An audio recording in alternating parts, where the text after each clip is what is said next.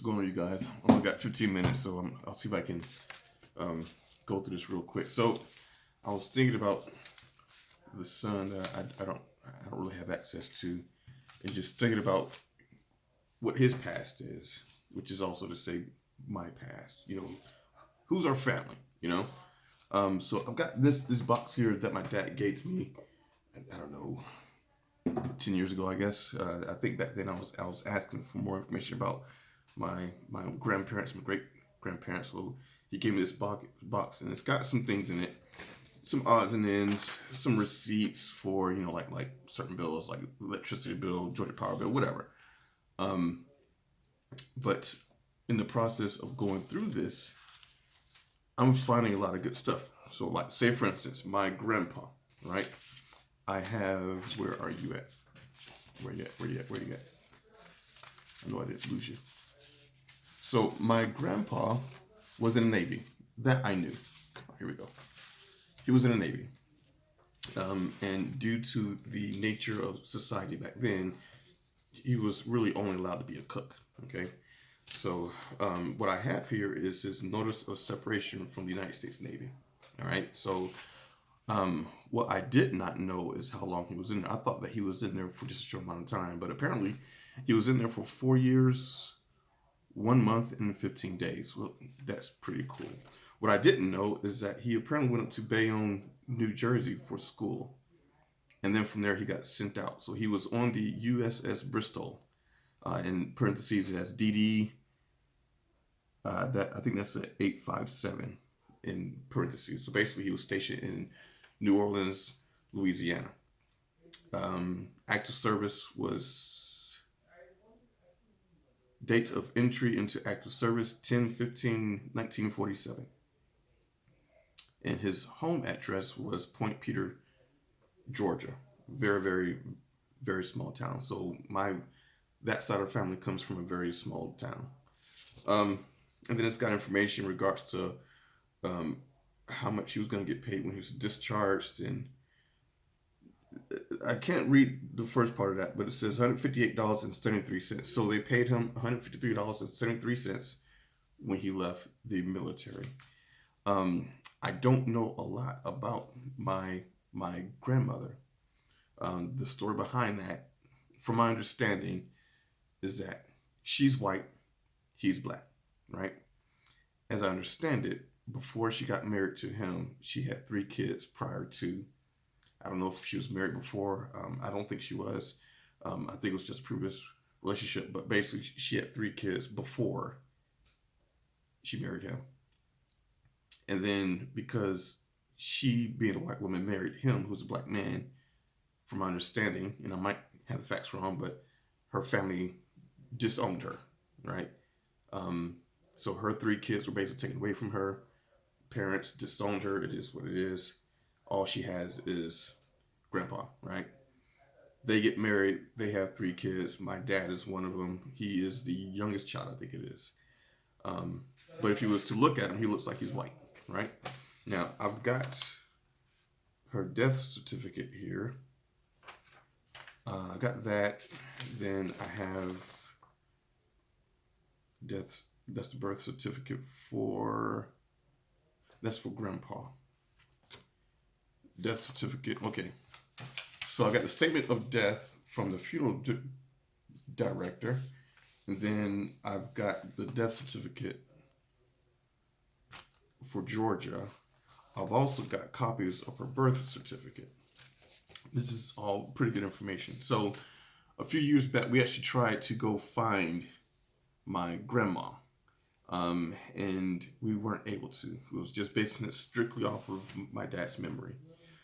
We sort of kind of saw the house that he lived in, but it was in a process of being made over or something, so we couldn't see too far. But essentially, he lived on a farm, right? So we weren't able to actually find out where she was buried at. So we gave up and then came on home, right? But from what I can tell, we were in a totally different, wrong spot. she wasn't buried in the same area that they were living in. Far from it. So in the next month or so, God willing, we'll be going out to go see her. What was pretty cool is that on her birth certificate, I was able to find out that she was born October 8th, 1924. Both parents were white. My great grandpa was 26 at his birthday. My great grandmother was 25. She was born in Cypremont, Louisiana. So I actually had to go and figure out where that was at, but that is from what I can tell, the Bayou. I know that we were being told New Iberia, there was a hospital over there that I think my dad might have been born there, but Cypremont, Louisiana is basically where she was born. Now, when I type that into Google Maps, all you see is a bunch of boat docks, and it is what it is. So I guess maybe it's up and coming. So maybe at some point we'll go out there. That'd be so cool to go out there and just. I know it's not the same, but it would be cool to go out there and actually see where they were at. My great great grandpa's name is Henry Wells. My great great grandmother is Evelyn Tabb. That's pretty cool. That's cool, right? So something that I also found it's just no, it's not it. All right. So I got a letter. And I don't know if this is for my grandpa or for my dad, because they both have the same name. But I'm reading through it, whatever. And you can kind of see, whoever wrote it, they used 2 lines to write this. And I really struggled with trying to figure out what was being said. But it was crazy because at one point,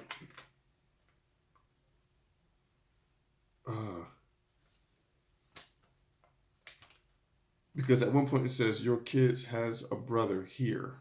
His name, he is from something. So they write big and I can't really tell what's going on. And then as they continue to write, the handwriting gets a little more convoluted. I can't really understand. But then at the bottom it says Ella Mae Fortson. That is my great grandmother on, let's see. Okay, let me get it right. Grandpa, grandma. Ella Mae Fortson is my grandpa's mother, my great grandmother. So it's cool because I'm holding something that my great grandmother held. That's cool, right? That's cool. It's just awesome. All right, so on my grandmother's side, Henry Blunt Wells, Evelyn Tabb, he was a common laborer, she was a housewife. And I think back then, that was basically standard, right? Birth certificate for my grandpa. My great grandfather was a farmer, and my great grandmother was a housewife. Point Peter. So my grandpa, I think that he was the oldest. My grandpa, oldest of 3 kids. My grandpa was born in Point Peter, Georgia, but in off to the side it says rural. Rural. I don't like that word. Rural. Basically in the backwoods, right?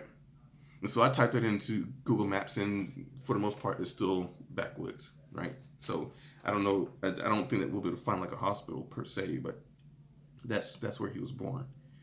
So with this new information, especially for my grandmother,